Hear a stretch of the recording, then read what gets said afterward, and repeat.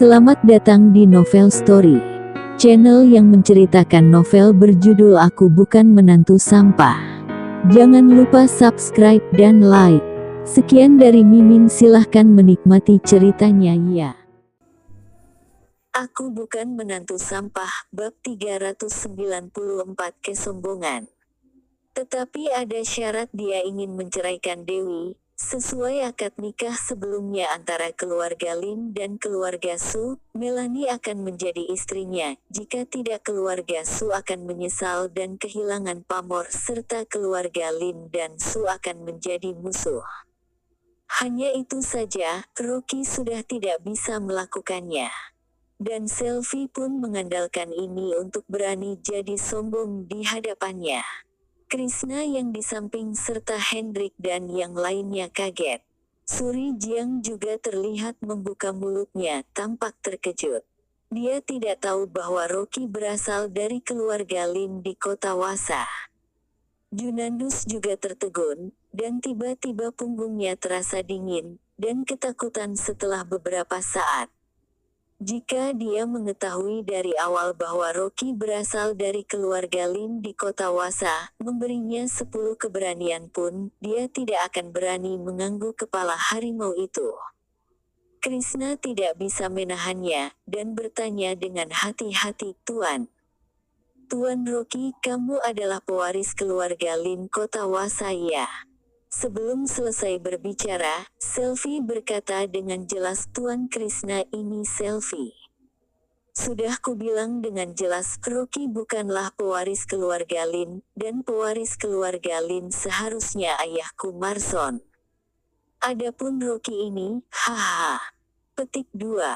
Selvi berhenti sejenak dan tertawa ironis. Dia hanya bermarga Lin, dan dia memiliki darah keluarga Lin di tubuhnya, tapi dia sama sekali tidak dianggap sebagai keluarga Lin, dan dia bahkan bukan kerabat jauh. Jadi Tuan Krishna, jangan tertipu olehnya lagi, dia bukan siapa-siapa. Jangan sampai putus hubungan antara keluarga Jiang dan Lin karena masalah yang terjadi pada hari ini. Lagi pula, masih banyak kerjasama bisnis. Ini. Dahi Krishna berkeringat, dan dia juga bingung, sebenarnya bagaimana situasinya. Selvi berkata dengan santai, "Oh, kamu cukup memperlakukan dia sebagai kerabat jauh keluarga Lin. Lagi pula juga hampir seperti ini, dia tidak punya kekuasaan." Krishna terdiam beberapa saat. Melihat pertempuran barusan, dia mengira Rocky adalah pewaris keluarga Lin, ternyata tidak disangka bukan sama sekali. Menurut Selvi, Rocky ini seharusnya adalah kerabat jauh dari sampingan keluarga Lin.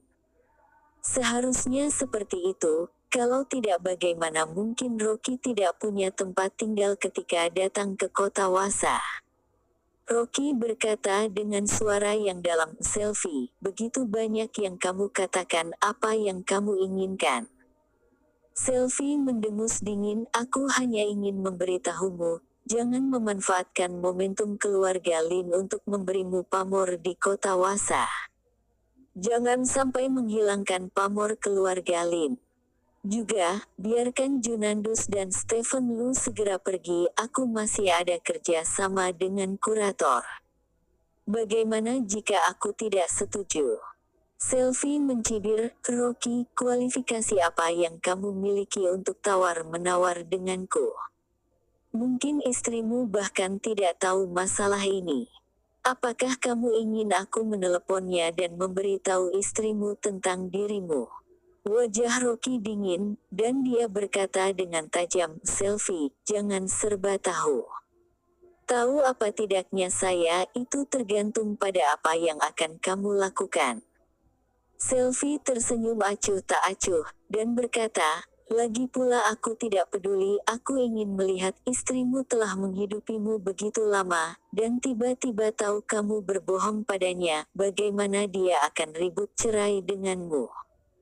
Setelah berbicara, Selvi menutup telepon tanpa sadar, sangat sombong sehingga dia bahkan tidak punya kesempatan untuk berbicara. Wajah Rocky sangat tidak enak dilihat, telapak tangannya menempel erat ke telepon. Wanita ini mengandalkan alasan dirinya yang meninggalkan keluarga. Sekarang dia sangat sombong. Ledakan.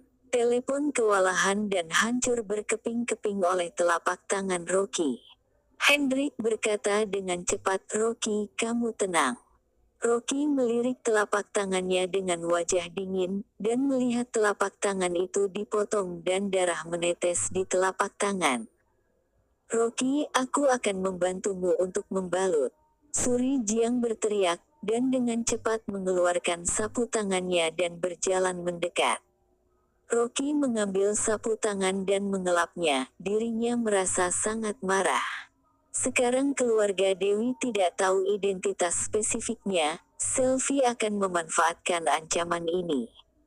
Melihat bahwa dia dan istrinya sekarang dalam hubungan yang baik, dia berencana untuk mencari kesempatan untuk menjelaskan kepada istrinya, tetapi jika Selvi ikut campur, semuanya pasti akan bergejolak.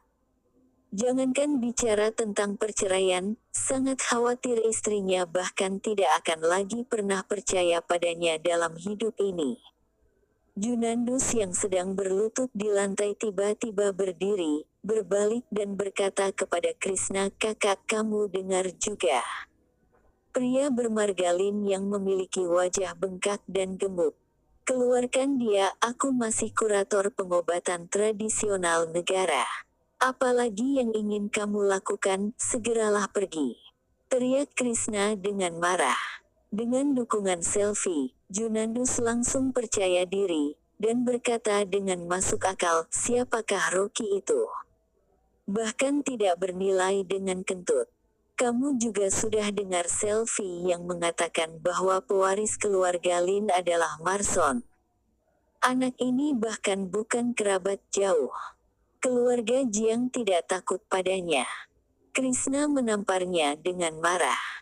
Namun, kali ini Junandus berdiri dan melawan. Sebaliknya, dia menahan lengan Krishna dan berkata dengan nakal, "Kakak, biarkan anak ini bersujud padaku."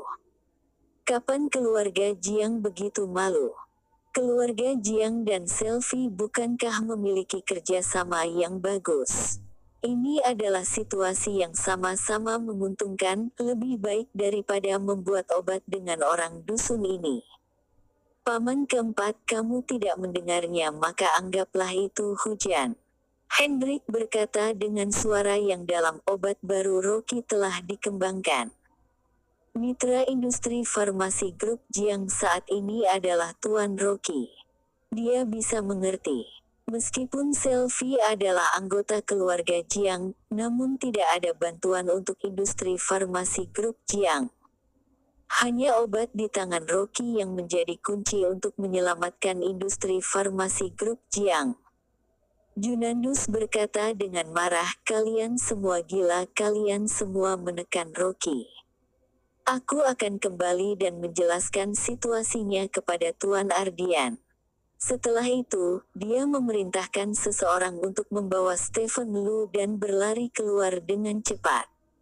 Dasar pemberontak. Krishna sangat marah hingga dia hampir jatuh ke lantai dengan rasa sakit yang menusuk di dadanya.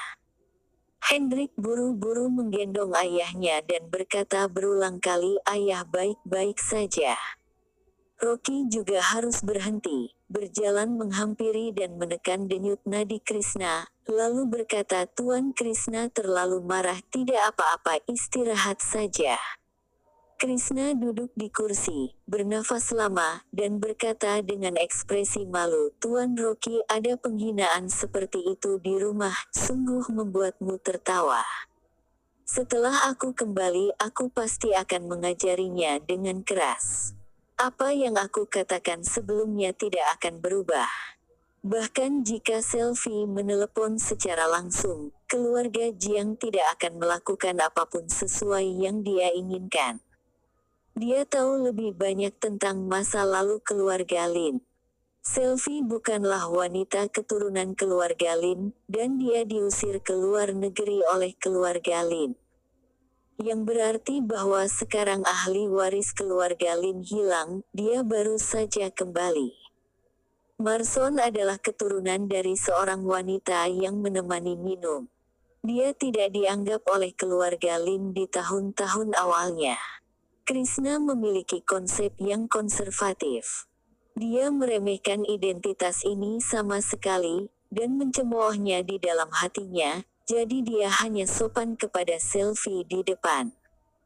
Bahkan jika Marson mewarisi keluarga Jiang, dia akan memandangnya rendah di dalam hati, jadi tidak mungkin untuk mendengarkan dari seorang wanita dengan darah yang tidak murni. Setelah keluar dari pengobatan tradisional negara, Rocky masih terasa berat. Sekarang adik iparku hilang, selfie sombong. Juga tidak tahu apa yang terjadi dengan adik ipar. Mungkinkah Marson mengetahuinya ketika dirinya menyelidiki batu giok dan dia memanfaatkannya lagi? Rocky kesal dan memutuskan untuk pulang keesokan harinya untuk menanyakan keberadaannya. Terima kasih telah menonton, jangan lupa like, komen dan subscribe ya teman-teman agar saya semangat melanjutkan novel ini. Jika ada yang kurang baik silahkan komen di bawah agar saya memperbaikinya. Sekian dan terima kasih ya.